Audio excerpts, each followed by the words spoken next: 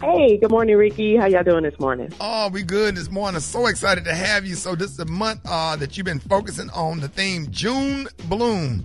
I know you got something for us. Yes. I know you got something because we messed you up I last got Tuesday, some but for we're ready ya. today. I know. But it's okay because we're going to just piggyback off of that. And, June Bloom is all about becoming the most authentic version of yourself in any circumstances.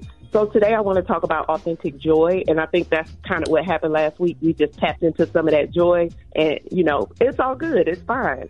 And I want to stress that for those of you who haven't felt joyful lately, this week especially, that blooming isn't easy, but somebody got to do it. And I want that somebody to be you. Because it could be a lot easier to bloom when you're safe and you're in an environment that you feel loved and supported and things are going right, but it could be very difficult, and sometimes it can feel dangerous to bloom when you've experienced adverse life situations, or if you're in an environment where you aren't supported and you don't feel loved and accepted. So one thing I use in therapy, so I'm an EMDR therapist. And from the EMDR framework, we use something called the three-prong protocol. And to make it simple, three-prong protocol just means we look at the events from the past, the present, and the future. And we view this from two perspectives, right? So we're going to look at your negative beliefs about the past, the present, and the future. We're also going to look at your positive beliefs about the past, the present, and the future. And, we need to know, what happened, what is happening, and what do we fear will happen, or how do we hope to see the future? And that's kind of how we unpack things. Because I think it's really important to know that there is a version of you that existed before you experienced trauma. There's a version of you that existed before you watched that negative news report, before you had disappointment or a breakup or that bad news. And just because those things are happening, that doesn't mean you can't still tap into that version of joy that existed in you when you look at it from an internal perspective. Right.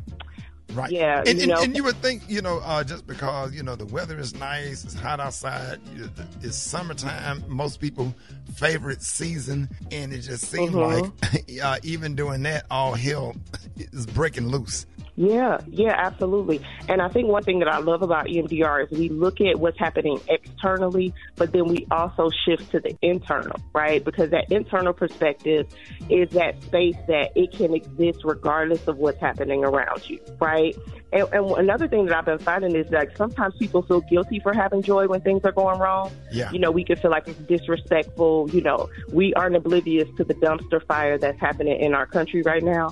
And we can have feelings about that, but I think it's also okay to tap into joy, because joy activates our strength and it gives us that ability to navigate those situations and get ideas of what I could do to resolve this or change, my environment.